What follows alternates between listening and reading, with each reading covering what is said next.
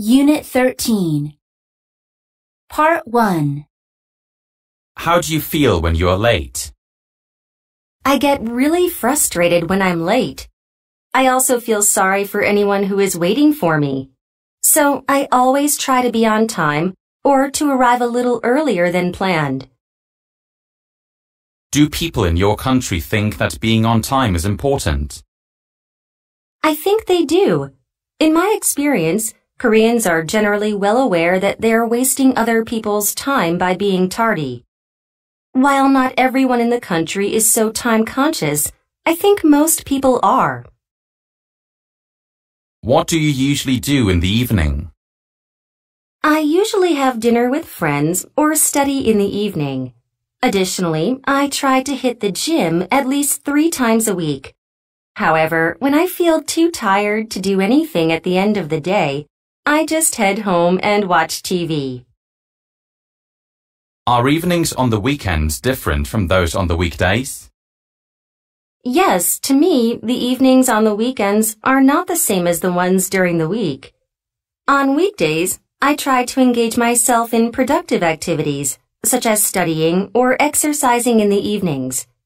However, when the weekend comes, I prefer to enjoy myself a bit by meeting friends or going to movies and concerts. What is your favorite weekday?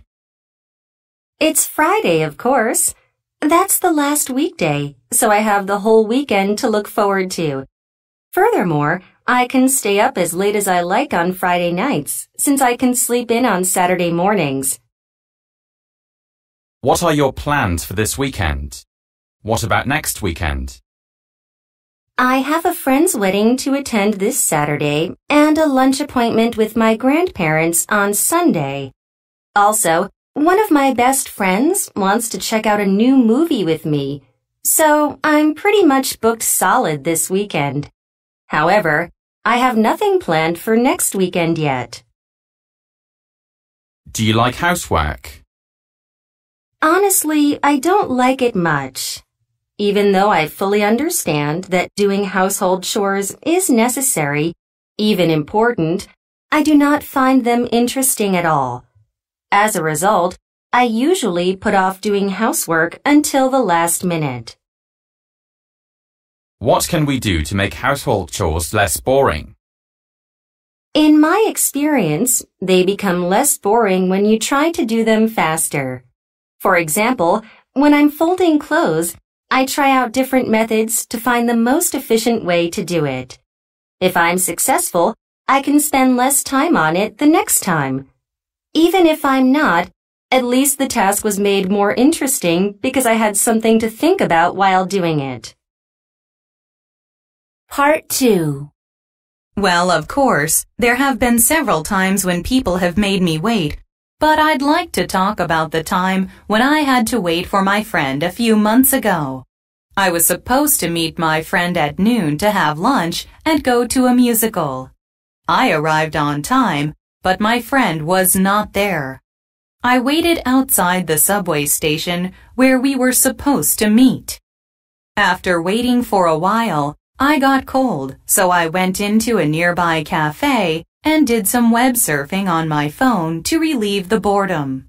Eventually, my friend called to say that he had overslept because he drank too much the previous night.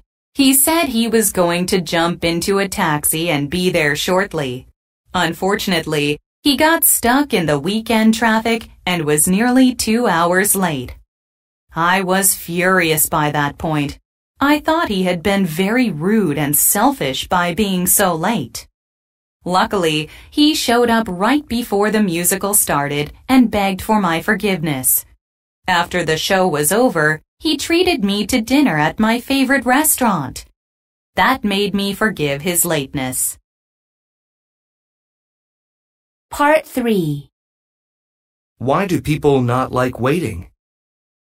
People don't like waiting because it's boring. When we wait for someone, we can't do anything but watch the clock ticking, and this bores people to death. Not only that, but waiting is also a waste of time. If we are forced to wait, we lose the opportunity to do other things. That means we are wasting time that we could have used more productively if we weren't stuck waiting. In what situations do people wait? There are various situations in which people have to wait. First of all, in places like banks and post offices, there are often people waiting for service. Therefore, people have to stand in line and wait.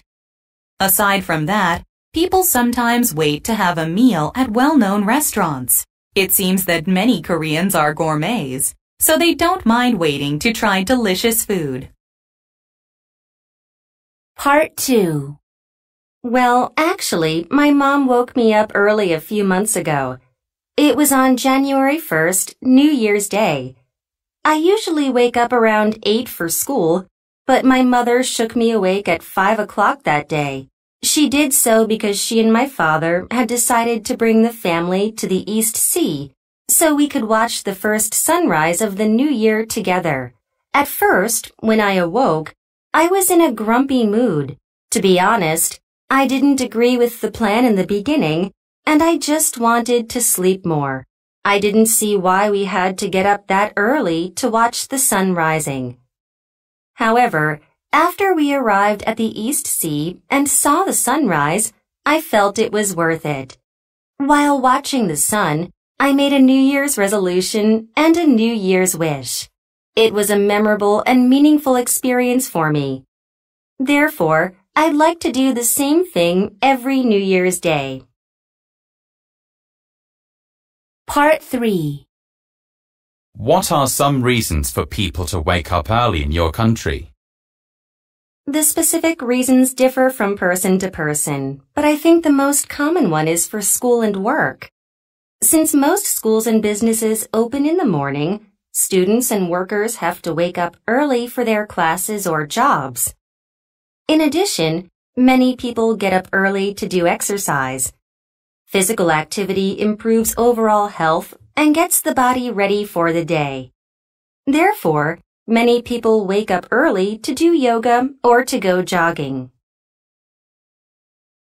In what situations is it bad to arrive early? Well, I think showing up too early for a job interview is not good. Although one shouldn't be late, arriving too early can disrupt the schedules of the people in the office. Showing up early at an event where you don't know anyone is even worse. If you're alone at a wedding or seminar and there's no one to talk to, you will feel awkward and lonely. Unit 13.